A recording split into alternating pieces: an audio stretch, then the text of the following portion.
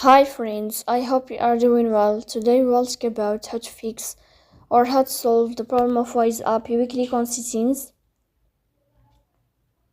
Here we click on apps, default apps, app settings. Then here you will search about the application of Wise and you will enter. Then you will click on first stop and you will click OK. Here you will enter to the window of storage.